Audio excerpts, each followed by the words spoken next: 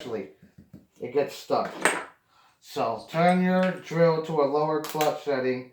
I would say somewhere between 10 and 13, depending on what kind of drill you have. Somewhere between 10 and 13. Then hold the chuck as tight as you can and squeeze the trigger, and it'll loosen. Obviously, you just seen it'll loosen the chuck for you, so you're not struggling. Because you'll never turn that. How that just got stuck on this drill, you'll never turn that with your hands. Never. I'm telling you, it's like nearly impossible.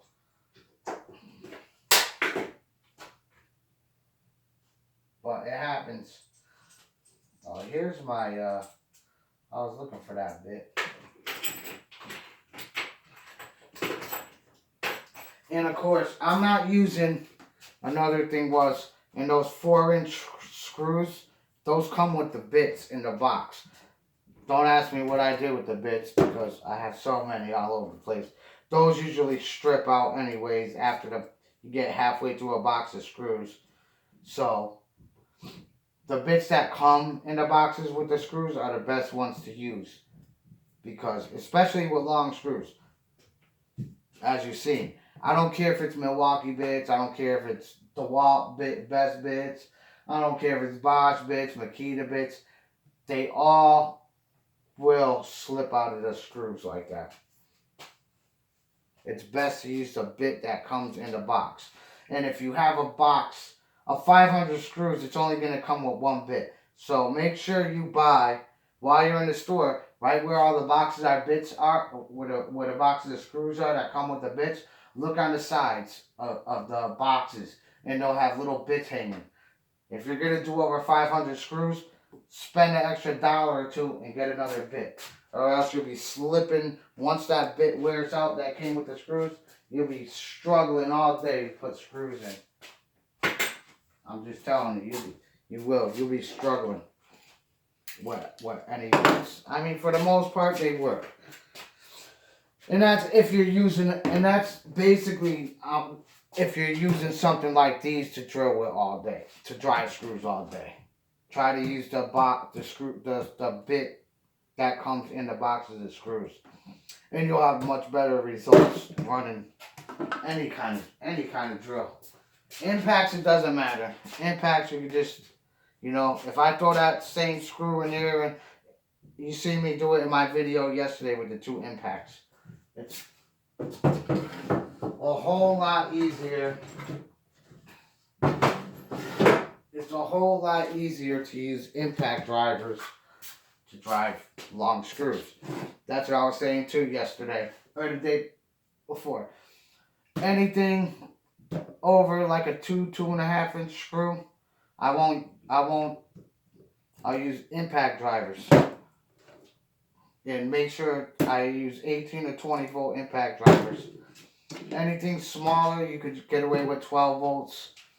Anything smaller than 2 inches, you could use a drill or a 12 volt impact driver or a subcompact. You know what I mean?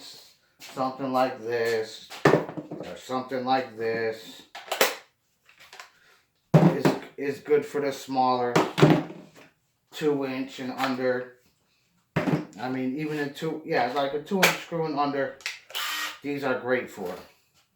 And these are even good for driving long fasteners. If you had to only drive like, 10, 20 max, I would say, 20 max in a row. These are okay to use. Your battery's going to go quick, but they'll do it. It's going to take you a little bit longer to do it with this than this, naturally. But it'll work. If that's all you have, if that was your... And here's the bars. I just did all that. Oh, no, wait. That's the wrong battery. I lied. Here's the Makita battery. It's still 4 bars. This is what I just had on this drill when I was just doing everything. And let's see what the Milwaukee batteries are. Same thing, 4 bars. So, doing those spade bits, driving those screws, I drove 2 spade bits with this. I drove three, three screws with this. A 4-inch screw, a 3-inch screw, and I forgot what the other screws were. 1 5/8. Those other screws were 1 5/8. And as you can see, all of that and 4 bars. Both brands, Makita and Milwaukee. So that just gives you a, you know, I'm just giving you a little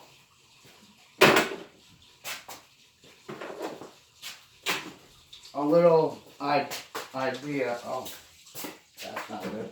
Oh, probably. That one's good. I'm just kind of giving you a basic idea. For guys that don't know and that are watching my videos, I mean, if you want to see really, really, really, like, heavy competitions between brands, then go watch Vince and VCG Constructions videos, because those guys beat the tools up live on TV. You know, I think most of their most of their tool test raws they do every Friday night. I'm pretty sure Vince and Nick and those guys do a video. Those guys put these things through the test. I mean, some of their videos, they go for about an hour of straight paddle bits and driving screws and all of that stuff, VCG. But I'm only one guy. I'm doing this by myself, as you see, with my 2 hands. I'm only one guy. So I can't do that.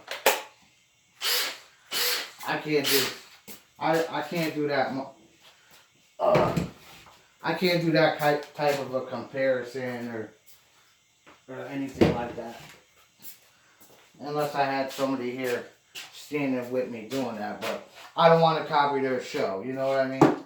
That's what those guys do. That's what their YouTube channel's about, and they're pretty much, I don't know. There's other guys that do some competitions, but I'm not sure I don't know. I never really searched YouTube that much to see if there's other channels out there that do tool tests like VCG Construction does. And I like watching them. I like the way Vince and them do their... I like the way Vince does their videos. I like the way Nick gets all excited and when he wins. If you guys watch the videos. But I think they do got the best the tool test raw they call it. I think they do got the best videos for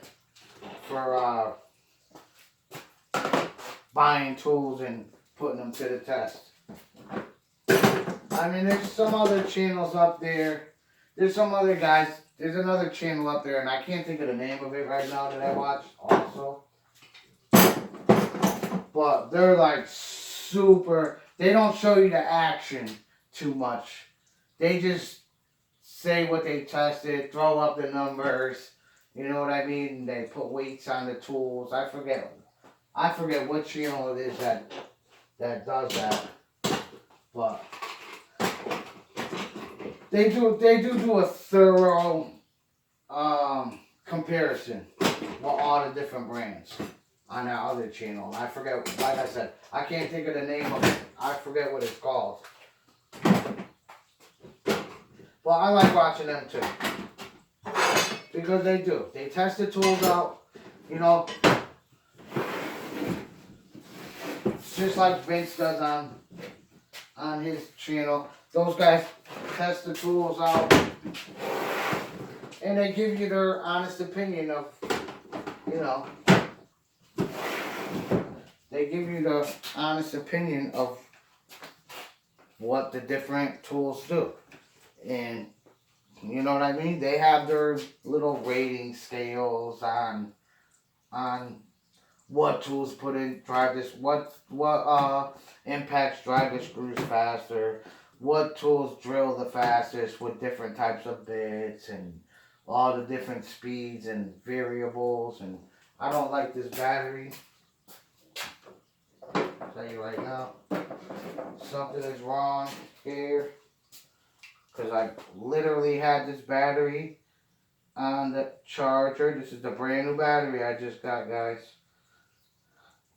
And the charger's flashing green and red, which means that there's something wrong with the battery. Okay. Maybe the battery was cold. Now it's charging. But the Milwaukee battery, since I've been doing this and I plugged that battery in on that Milwaukee charger, and that's my charger I got yesterday with this. And the battery, the 2 amp hour battery is the one I got today with this. But I plugged that battery on the charger when I started doing what I was doing here. And I just noticed it's been flashing green and red the whole time. So I don't know how long my video is. How long is my video? 44 minutes. Almost 45 minutes. So for 40 minutes, that battery should have been almost fully charged right now. I don't know. I just unplugged the battery and slid it back on, and then it just kicked right on to normal charging. So I don't think it was. They do that sometimes. My rigid charger used to do that all the time, and it was brand new. Sometimes I would put the battery on and it would flash that the battery is bad, and then I would take the battery off and slide it back on and it would start normal charging.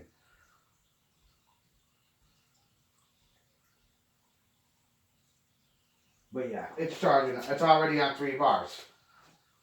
How did that happen? That's quick. That battery I just showed you. So the Milwaukee I will say this. The Milwaukee chargers seem to charge their batteries pretty quick. I literally just stuck that on there not even a minute ago, and it was at 1 bar and it's already at 3 bars. I think what the Milwaukee chargers do is, I noticed, when you put the batteries on, they basically charge from like 1 to like 3 or 4 pretty quick. Once they hit the 3rd bar and the 4th bar, it takes a while before they fully charge out to their full charge. And as you know, the Makita charger takes about just as long.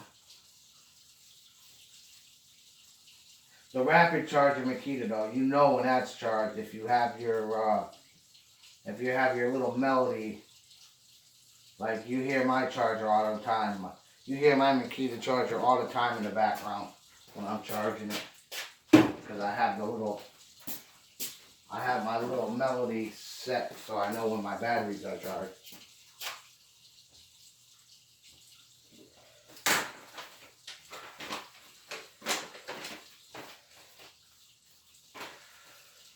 And I gotta get a copy. I gotta get a copy of the receipt from this guy, because the guy I work for actually, he owed me more money, so he actually paid for this. He paid for this on his credit card, so I gotta get the receipt from him, or a copy of the receipt, so I have it. Because all my tools, every tool that I've gotten, I've bought brand new. I have all my receipts and all my booklets and instruction manuals all together. As soon as I buy a tool, I take my receipt and I put it in the manual of the tool it came with, and I put it in in a drawer, in my drawer, and I have all my manuals, receipts for every single tool that I've ever bought all together. That way, I never have a problem. If something goes wrong, a lot of guys always are complaining, oh, I don't have my receipt, Lowe's won't return this for me, Home Depot won't take it back, it's from their store, they know it's from their store. I don't have that problem, because I keep track of all, you gotta keep track, 100 places sells Makita tools, hundreds of places sell Milwaukee tools. How the heck you could have bought you can't blame the people in the store. You cannot blame the people in the store. That's your responsibility to keep track of your receipt, your manuals, and your stuff from your tools when you buy them. It's not it's not Home Depot's fault. It's not Lowe's fault that you lost your receipt and you're trying to return a Porter Cable tool or a Craftsman tool or any kind of tool to the store without your receipts, and they give you a problem. Even though it says hassle free, you know what I mean, on some of their stuff, and that's mostly mechanic tools. You know what I mean? That's not every single brand they carry, guys. So I see a lot of people on Facebook, on the Cobalt pages, on other pages saying, oh, they don't want to exchange my tool, or they don't want to do this, they don't want to do that because I didn't have the receipt. Well, it does say, they do say you got to keep your receipt. It's as simple as that. So if you're mad because you were irresponsible and you lost your receipt for your tool, and now the store doesn't want to give you your money back or exchange the tool, that's on you. You should have been more responsible with your stuff. That's not the store's fault. Like, you could have bought a Milwaukee tool in 100 different stores across the United States. You know what I mean? So why should the Home Depot, it's like, why should Home Depot take your tool back if you don't have the proof that you bought it there? I mean, you know how many tools are stolen from Lowe's and Home Depot and brought to the pawn shop, and people go buy them in the pawn shop, and this is what happens. People go buy these tools, they might be brand new in the box. I did it. You know what I'm saying? I'm not gonna lie. I did it. I went and bought this if you guys watch my video, I got this in the pawn shop for $60. Okay? So if something happens to this tool, am I gonna try to bring this back to Home Depot and fight with the store manager because it's a Makita and I don't have my receipt? No. It's my fault that I went and bought this at a pawn shop for $60. And pawn shops, you're not going to return it if it breaks. They'll exchange it for something else with the same amount of value. But the same thing with Home Depot, guys. If you don't keep your receipts and your stuff organized and your tool breaks down, especially power tools especially, you know how much money they're losing? And anybody could have stolen one of these, brought it to the pawn shop. You could have bought it from the pawn shop. It looks brand new. So how did you know what I'm saying? How does Lowe's and Home Depot and all the stores, big box stores, know that what do you think they're going to do? Go on their cameras, go back in their cameras a month ago and try to find you purchasing the thing? That would take freaking days, hours, months. That's your loss. I don't know how guys are. There's always somebody complaining about that with about tool manufacturers and warranties. First of all, you should go through directly. If you have a Milwaukee tool and it breaks down, you should go directly through Milwaukee, okay, and try to get your problem solved there if it's under your warranty. If you have proof of manuals and stuff like that, don't throw your manuals in the garbage and then 2 months later, a week later, you threw your manuals away or whatever and all your packaging away, and now you want to bring a tool like this with no box, no packaging back to the thing, and you want them to replace your tool. It's not going to happen. Not gonna happen. So be responsible with all your receipts and booklets and keep them in one spot and save yourself the hassle. Because all tools, as you see, this is brand new out of the box. You've seen what just happened with this. This was brand new out of the box and the chuck got stuck. Okay? But I was going heavy duty on it. You know what I mean? I was going heavy duty on it for 5-10 minutes straight. Of course it might get stuck. Now am I gonna cry and go to Home Depot and return it? No. Because it's working perfectly fine now. Because I know I'm smart enough to know to adjust the clutch settings and unlock my jam chuck. You know? I seen a guy on the Cobalt page, as a matter of fact, on Facebook not too long ago. And the same thing happened to him. His chuck got stuck and he couldn't get the bit out. And he was like, oh, I tried everything. And I'm like, put your drill in the clutch setting, hold the clutch and squeeze it. And 9 out of 10 times it's going to unlock itself and the bit's going to pop out. And the guy was like, oh, no, I want my money back and they won't give me my money back. Did you bring them a receipt? No, but I shouldn't have to. Okay, you're not going to get... You should have to, because it's a power tool. The only thing they really take back from stores are hand tools, mechanic tools. Like a Husky socket or Cobalt hand tools. For the most part, they're good with that stuff. I don't have no problem, because, as you see, I'm in Home Depot every day buying stuff like this. As a matter of fact, I'll tell you what. When I went to buy this for $99, the guy I was with, I didn't even say nothing. Because I'm in there so much and they know me so well at Home Depot. The guy that I'm working for goes, oh, why was that $90 and that's $99?